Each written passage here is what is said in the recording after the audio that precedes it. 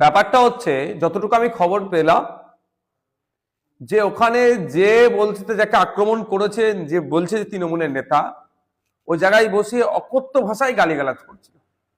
সাধারণ মানুষজন তাকে বারণ করছিল। গালিগালাজ বন্ধ তো দূরের কথা, তার গালিগালাজ দেওয়ার পরিমাণ আরো বাড়ছিল।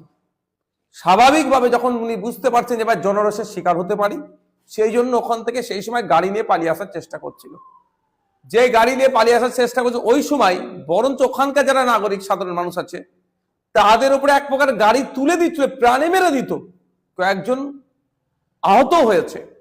এটা রমজান মাস, এই সময় এই ধরনের অকথ্য গালিগালাজ এইভাবে এটা কি মেনে নেওয়া যায়?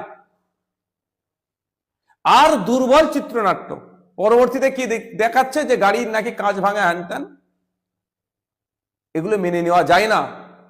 এলাকাকে অশান্তির আগুনে তোলার চেষ্টা করছে, এলাকাকে বিষিয়ে তোলার চেষ্টা করছে। এই শওকত মোল্লা সাহেবের কথা শুনে মনে হয় এই এলাকাকে উত্তপ্ত করার চেষ্টা করছে। আর যেখানে হচ্ছে এই পবিত্র রমজান মাসে মানুষ তখন কেউ তারাবির মুখী হচ্ছে, কেউ ইফতার করে বাজারমুখী হয়েছে, সেই সময় এই অশান্তি পাকিয়ে তুলছে। আমি প্রশাসনকে বলবো নিরপেক্ষতা বজায় রেখে তদন্ত হোক, এই কর্মকাণ্ড কোনোভাবে বরদাস্ত করা যাবে না।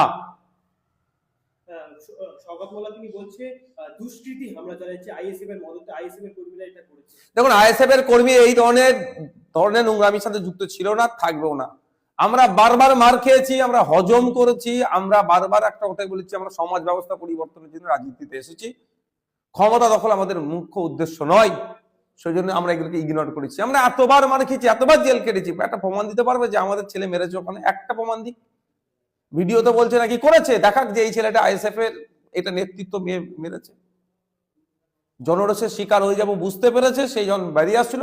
বরঞ্চ বেরিয়ে আসার সময় তার গাড়ির ধাক্কাতে বেশ কয়েকজন আহত হয়েছে, গুরুতর আহত হয়েছে। এর জবাব কিন্তু প্রশাসনের মাধ্যমে আমরা নেব।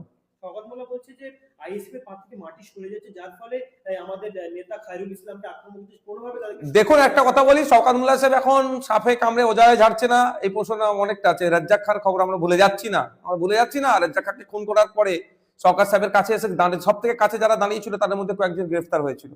আর তদন্ত যদি সঠিকভাবে এগোয়, অনেক কাছাকাছি মানুষ গ্রেফতার হবে। আইএসএফ এর পায়ের নিচে মাটি শুধু ভাঙন নয়, সারা রাজ্য শক্ত হচ্ছে। তৃণমূলের এই সময় সমাজ বিরোধীদের নিয়ে যারা রাজনীতি করছে তাদের পায়ের নিচে মাটি নাই।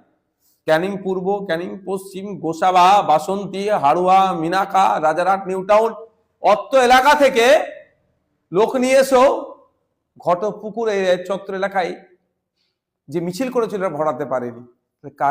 কাদের পায়ের নিচে মাটি নেই সেটা বাংলার মানুষ জানে।